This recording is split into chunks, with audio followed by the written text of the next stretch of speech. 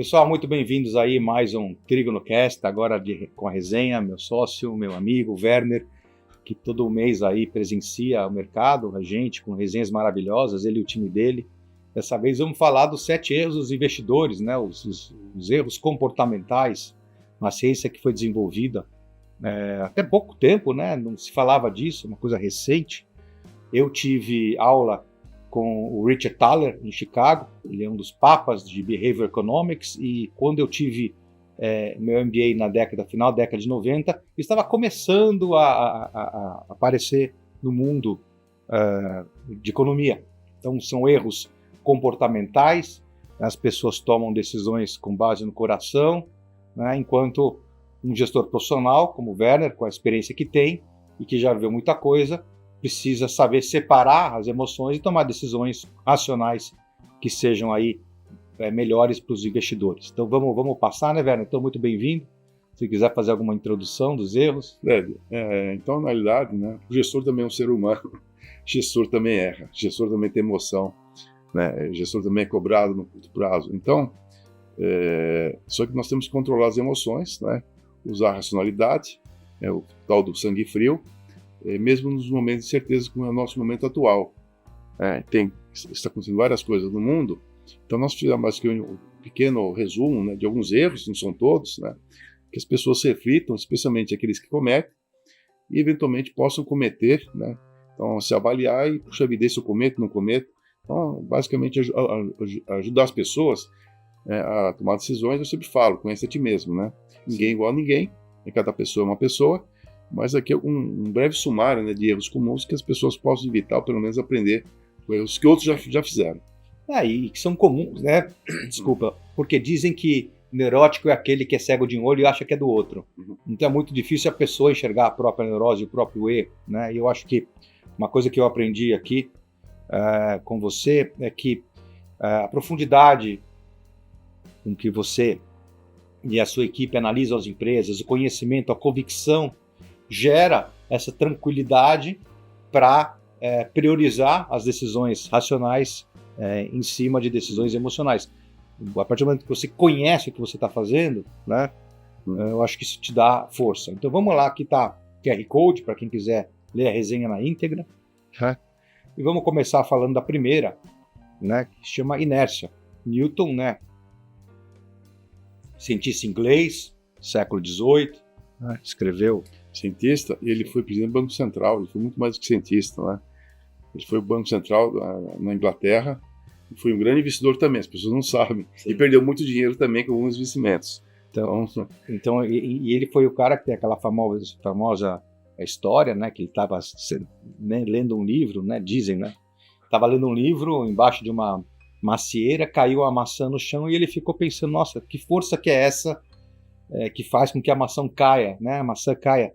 Então ele é o papa da física tradicional, né? Explicou aí todos os movimentos de gravidade, e a inércia é uma primeira lei, que diz basicamente que um objeto que está em repouso permanece em repouso, a não ser que tenha algum tipo de estímulo para o objeto. Então, Werner, da onde que isso conversa com os investimentos, né? Essa lei, as pessoas, essa primeira lei. Quando tem qualquer tipo de investimento, não todo, logicamente, muitas pessoas tendem a permanecer onde estão. Estou no fundo imobiliário, estou na poupança, eu estou num fundo, digamos, ligado ao CDI, estou no fundo de ações, eu estou com essa gestora, ou tenho uma carteira de ações.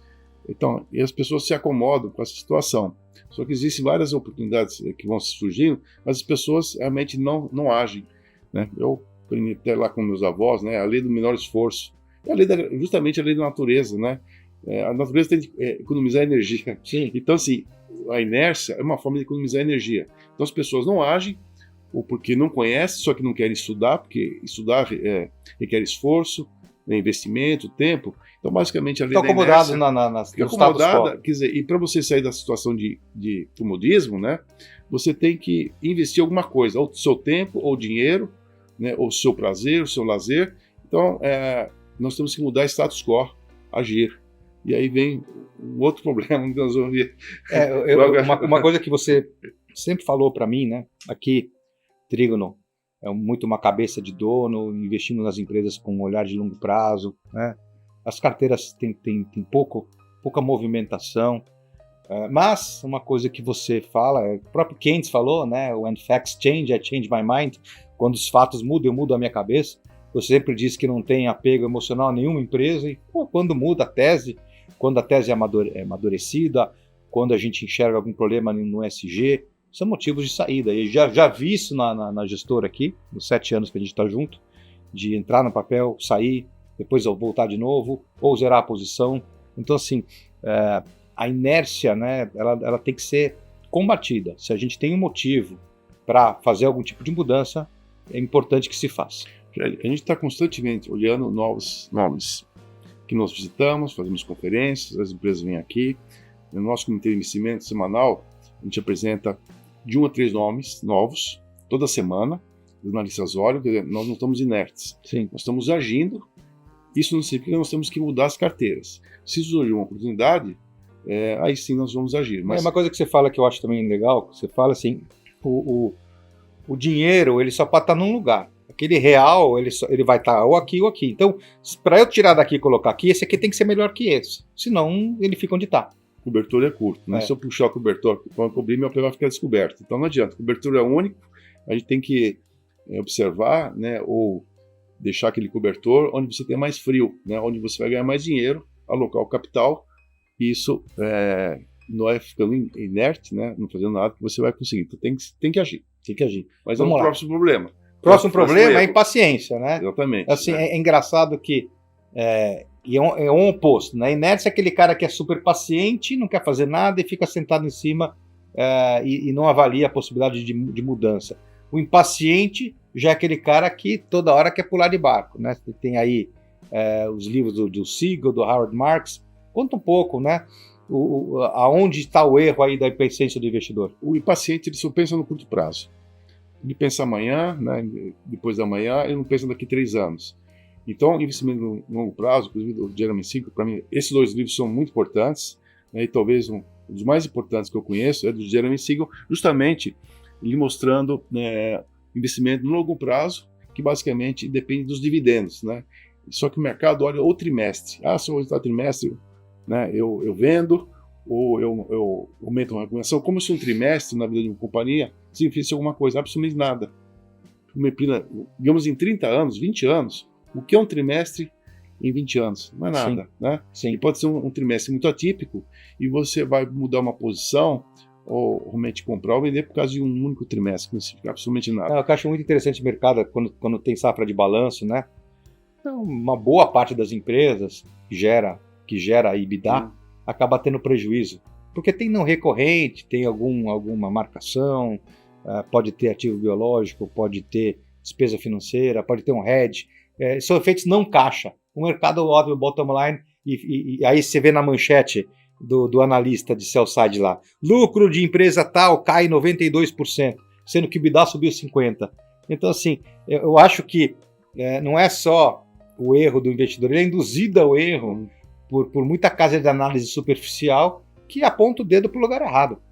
A gente cansou de ver isso acontecer.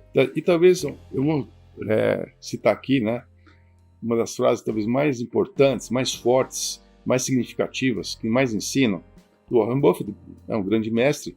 O mercado financeiro é uma máquina que transfere dinheiro dos impacientes para os pacientes. Basicamente é isso que acontece. Sim. Pessoa que vê minutos do dia, no trimestre, por questões muito de curto prazo, transferindo aquela riqueza que vai se concretizar a longo prazo para aqueles que têm um tempo a seu favor, a paciência. Basicamente é isso. Sim. O paciente transferindo dinheiro para o paciente e o Warren Buffett imagina assim, na nossa última crise que a gente teve do coronavírus, né? A bolsa despencou quase 50%.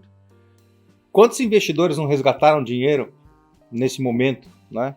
E aí o cara, na hora que ele resgata, não é que ele resgata e ele fica agora esperando o momento de entrada. O cara resgata de uma forma machucada, né? Ele fica bravo com a situação.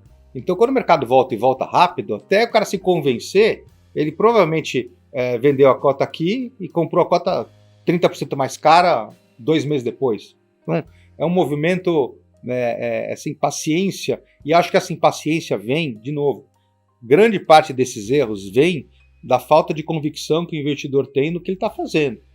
Se o cara conhece o que ele está fazendo, ele não precisa ter impaciência, ele entende. Por que eu estou comprado em... Por que eu sou investidor da São Martinho? Eu tenho isso, estou perto da empresa, eu estou analisando, eu estou vendo lá na frente. Então, se o papel não anda, o mercado não está reconhecendo, tem paciência. Se você tem convicção no que você está vendo, isso algum dia vem, né? Então, impaciência... Vamos para o terceiro, Werner. Terceiro é indisciplina. Esse é um que eu vejo todo dia, né? Investidor, pessoa física, às vezes o cara fala, putz, devo vender esse papel? Aí você pergunta pro cara, por que ele comprou? O cara não sabe porque ele comprou, então não tem resposta se vende ou não vende, não é?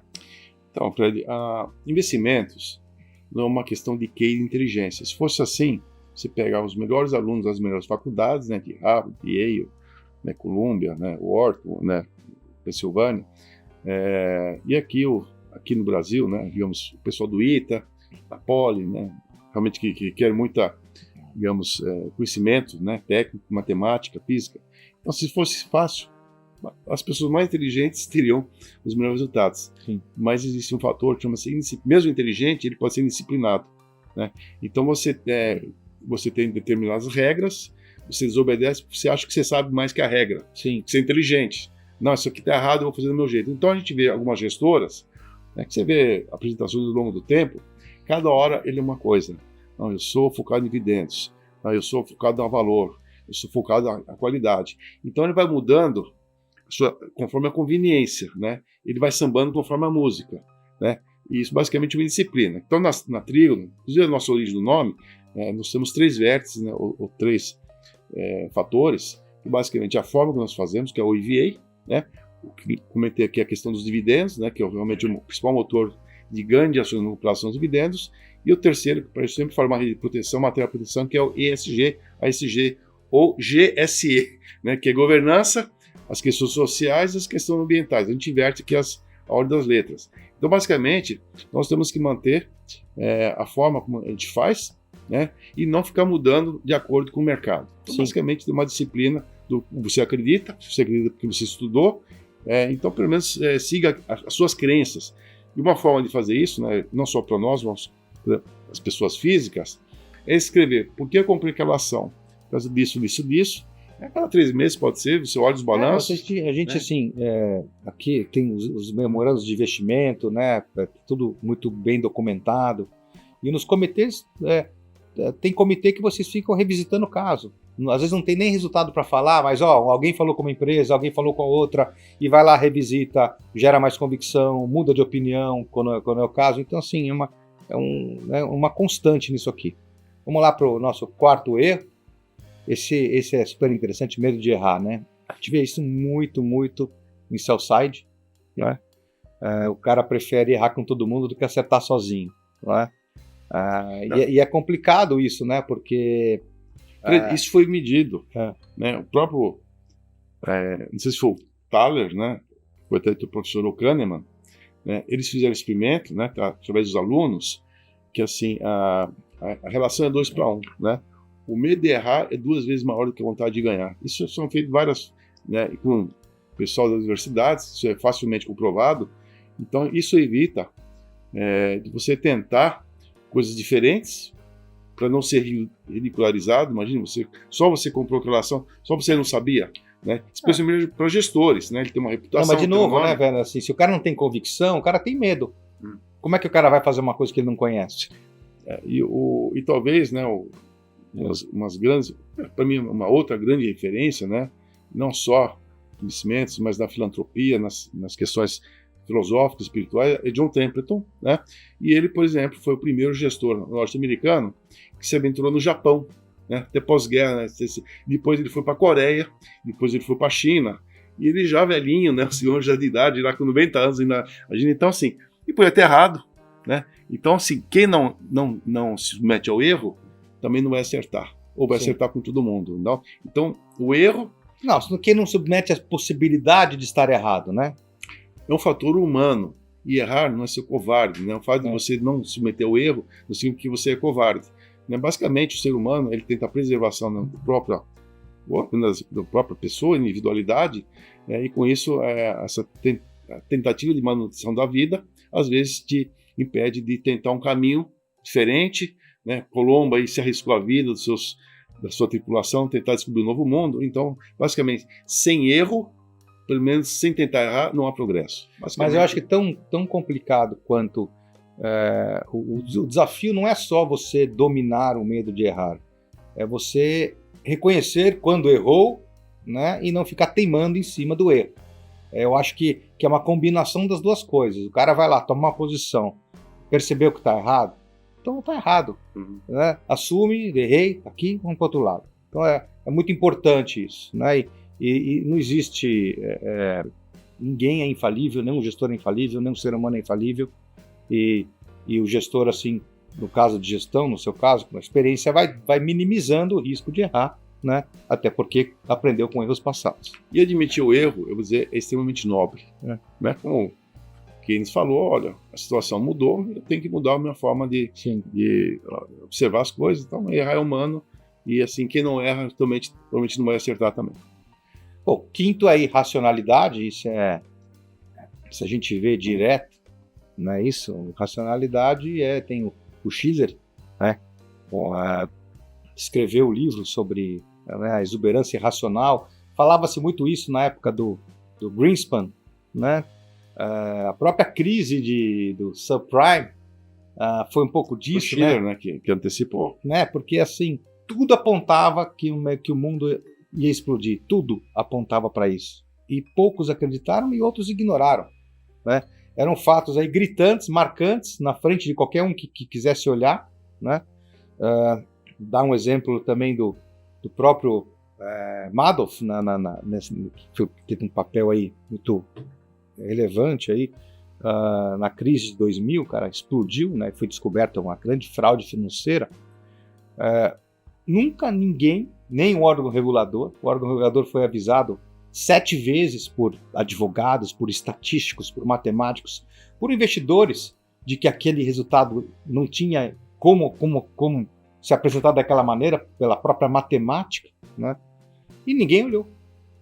Se alguém tivesse olhado a conta de custódia, ia ver que não tem nada a não ser caixa, né? Ele tinha uma conta no banco e tinha caixa lá. Ele pegava dinheiro de um lado, jogava para o outro, pegava do outro, jogava para cá, mas não tinha nenhum daqueles trades que ele falava no relatório. É como se a gente pegasse a posição dos nossos fundos na B3 de custódia e abrisse lá e visse que não tem nada, não tem Ferbasa, não tem São Martinho, não tem... Então, assim, como é que... e eu acho que é uma petulância com a irracionalidade que faz com que o mercado não enxergue o óbvio. Então, Fred, uma questão que a gente vive continuamente, né? Inclusive hoje, ontem, amanhã, todo mundo sabe que tem que comprar na baixa e vender na alta. O que se faz? Exatamente o contrário. Quando o mercado está negativo, o mercado está caindo, o que as pessoas fazem? Elas vendem. Quando é que elas vão comprar? Hoje a bolsa está em torno de 136 mil pontos.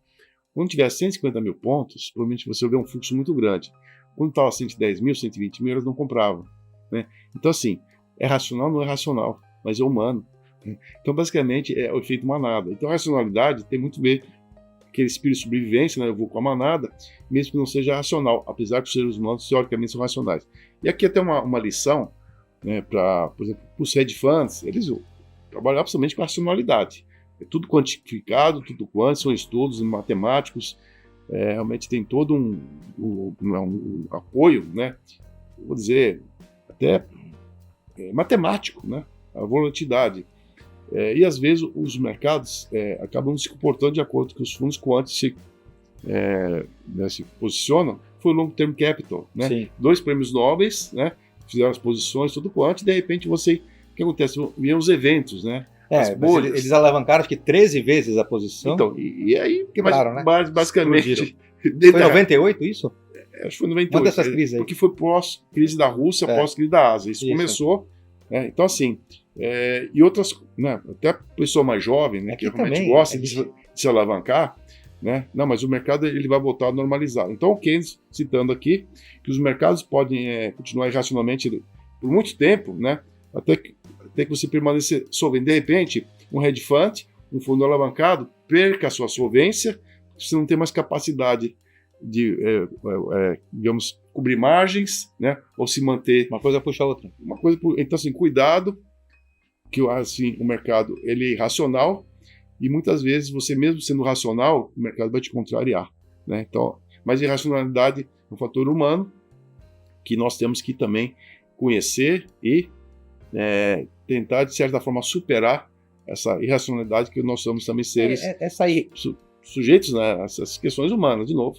E a irracionalidade é um fator humano, apesar de nós somos seres racionais. E é isso que faz preço no curto prazo, né, Werner? Sim, o mercado vai para cá, vai para lá, vai para cá. A gente viu recentemente, hoje é uma quarta-feira, a segunda anterior, acho que 4 de agosto, o mercado acordou com a tese de que Estados Unidos ia ter um hard landing.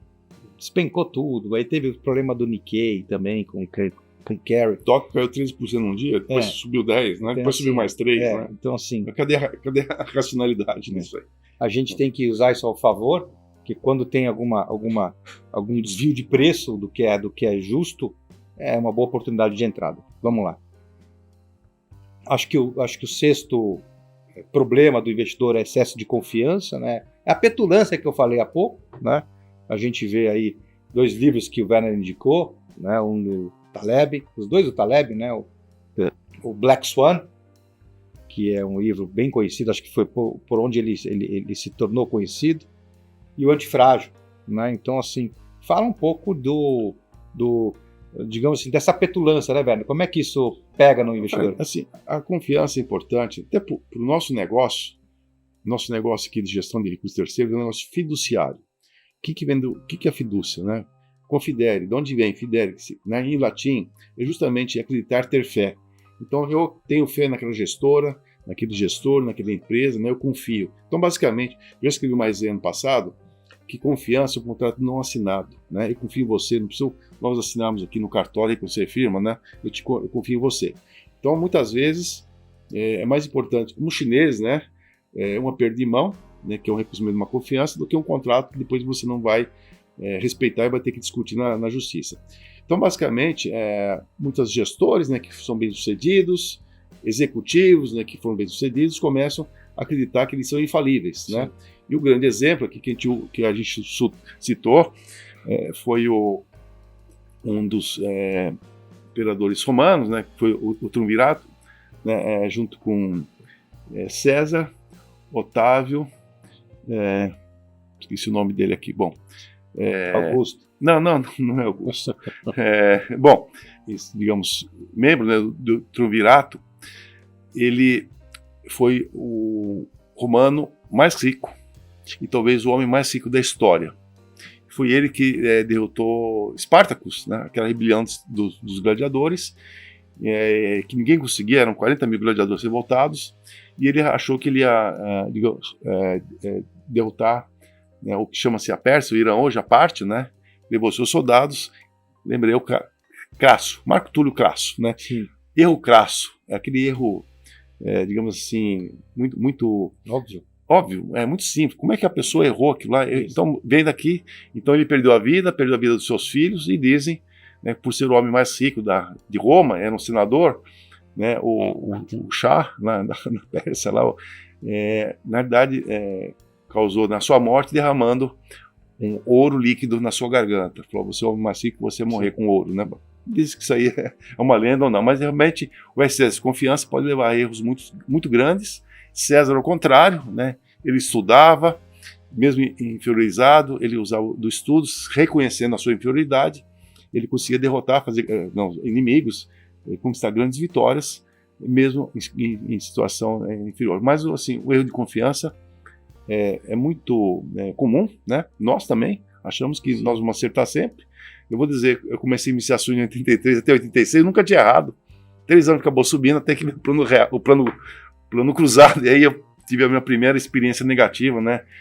De errar, e somos, digamos, humanos, vamos errar, e o excesso de confiança vai levar a problemas. Então, cuidado aí com a... Você me fez lembrar de uma história de quando a gente trava junto no Chase, na década de 89, 90. Todo o dinheiro que eu ganhava lá, como trainee, eu dava para você investir para mim. E aí eu comecei a me sentir, né? Tava crescendo, tava rico, tava crescendo. Até um belo dia que eu estava saindo do metrô, indo trabalhar, estava uma muvuca na frente da bolsa, e a bolsa ficava do lado do Chase, né, na rua da Álvares Penteado. Nossa, essa muvuca, repórter falando, não sei o quê. Aí eu cheguei no escritório e você falou para mim, Nas quebrou a bolsa. Eu falei, o que significa? Significa que ele quebrou você também e eu. Então foi um aprendizado aí para mim logo no início de carreira. Vamos lá no sétimo, seguir o consenso reduz o risco, né? Isso a gente vê direto, né? De novo, o cara prefere, né, errar com todo mundo do que acertar sozinho. O cara não vai contra o que todo mundo está falando com medo de errar, né, de estar errado. Que é onde está o maior retorno, né? Então, basicamente, Fred, é do consenso que você acaba criando os índices. O que são os índices? São as ações de maior valor, né? As empresas maiores, né? E as empresas que têm maior liquidez, da forma como a B3 constrói. Então, basicamente, significa que é o apanhado de investidores que causam aquela liquidez, né? Compram as mesmas empresas. Então, basicamente, os índices refletem o consenso. 90% dos fundos, eles são basicamente referenciados de acordo com os índices, né? Basicamente, eles têm o que chama-se tracking error, ele pode desviar 2, 3% para cima ou para baixo, né? Você consegue construir carteiras, mas você não precisa de um gestor, você não precisa de uma inteligência para construir uma carteira. Basicamente, segue o índice.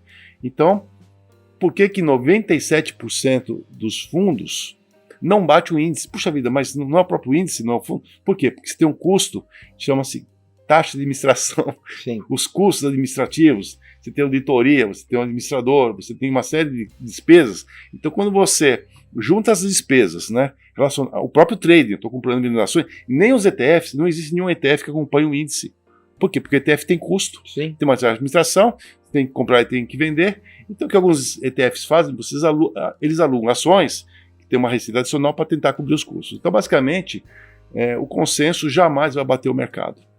Logicamente tem exceção, né? 3%, aqueles além do óbvio, né? Aqueles gestores. Mais sorte do que qualquer então, outra assim, coisa. basicamente, mas o que significa o risco, né? Reduz, assim, a chance de você bater o mercado, porque você vai ser igualzinho ao mercado. Então, basicamente, seguir o consenso, investir em fundos ligados, referenciados em índices, basicamente, você não vai gerar alfa, não vai gerar retorno, e a gente sabe que o Bovespa, né? O índice Bovespa, é muito mal construído. Então, basicamente, se olhar o índice Bovespa 20, 30 anos... É a certeza que no longo prazo você vai ter um desempenho negativo em relação a outras possibilidades, que não são os índices. Só que, de novo, o índice que mais sobe no longo prazo na Bolsa chama o índice de energia elétrica, por coincidência. Agora, e os dividendos também, os dividendos. Né? Os dividendos. Mas o que eu acho interessante desse erro aqui é que um dos pilares da nossa gestão aqui é ser agnóstico ao benchmark. O que significa isso? Que o time de gestão, quando a gente tem um produto, por exemplo, vou falar um pouco do nosso Parthenon, nosso fundo Large Cap, tem como referência o índice Bovespa. Provavelmente é o fundo mais ativo do mercado brasileiro. Ele é um fundo que ele tem uma liquidez em 5 dias, extremamente líquido, empresas grandes. Agora, se a empresa faz parte ou não do índice Bovespa, isso é relevante na composição da carteira da empresa. Então, ele acaba se tornando um produto que de longo prazo vai entregar resultado, completamente descorrelacionado, né, ou menos correlacionado, e porque justamente não está seguindo o consenso.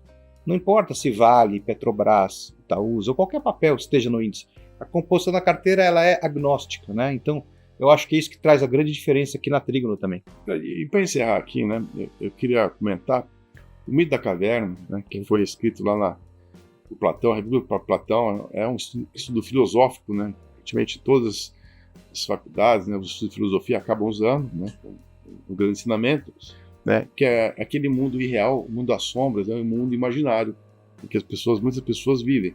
E curiosamente, né, a gente já tinha escrito a resenha, Juliano Karnal escreveu na sua matéria aqui no Estado de São Paulo, né, fazendo justamente, usando a mesma analogia, né, o mito da caverna com a inteligência artificial, né, como se a inteligência artificial resolver todos os nossos problemas, né. Então é um mundo paralelo, né, significando inteligência artificial. E na realidade, o que a gente queria mostrar aqui... Aí tem as sombras, não é? Do Platão? Exatamente, são as sombras. Então você acha que as sombras é a realidade, mas está repetindo a sua própria imagem, uma luz que vem nas suas costas, basicamente as sombras. Existem, nosso mundo O mundo financeiro é como se fosse um mundo paralelo, um mundo das sombras, que ele estaria distante do mundo real, mas não é distante, porque as empresas são entidades, né, são corporações, são geridas por pessoas, né, estão em realidade, e o mundo financeiro, na realidade, ele reflete, como se fosse sombras, a realidade, né, das empresas, né, do que geram valor. Então, basicamente, a gente tem que considerar que não é um mundo separado, né, como se fosse uma sombra, um mundo paralelo, mas que, na realidade, as empresas, o mercado financeiro, basicamente é um mundo real. Então, você tem que trazer para os nossos investimentos o mundo real, a realidade financeira, e gerar valor para os acionistas. Basicamente, o que nós fazemos aqui, em da Caverna, é mostrar justamente essa suposta irrealidade nesse mundo imaterial, mundo das sombras, que na realidade é uma coisa só, né? Então, é um mundo só, mas com duas imagens, né? A nossa aqui e a nossa sombra que reflete. E a gente acha que é uma outra realidade, na realidade não é. Então, basicamente é isso, né? Avaliar os nossos erros, né? Não ter medo de errar, e aí... E não sucumbir às emoções. As emoções, não tentar basicamente seguir o consenso, porque se eu errar sozinho, eu vou ser ridicularizado. Não é questão de ir contra o consenso, é questão de não dar bola ao consenso. Ele é relevante, o consenso. Que é muito difícil, né? Você vai numa festa de terno verde, você vai ser, olha, o cara tá de verde. Dali 3 meses, o verde, na mão, olha só, o cara tava de verde e estava na nossa frente, né? Então, basicamente é isso, né? E, assim, errar humano, né? Mas pelo menos tentar fazer algo diferente, de forma que você tenha retorno. De novo, vai fazer coisas semelhantes, não vai ter resultados diferentes. O Einstein falou isso, né? Não, as pessoas querem tentar coisas diferentes fazendo as mesmas coisas. Então você tem que, já falamos sobre isso, tentar errar, mas cuidado com os seus erros, né? E pelo menos conhecer os principais, tentar evitar, né? Mas eu digo assim, a gente vai errar, vai continuar errando, mas vai pelo menos tentar acertar. E aprender com erro. Pessoal, muito obrigado aí pela audiência, por esse TrigonoCast. Werner, muito obrigado. E vamos aí ao próximo. E vamos tentar acertar, né, Fred? Vamos. Mas sem medo de errar. Sim. Então, obrigado a todos e até a próxima TrigonoCast.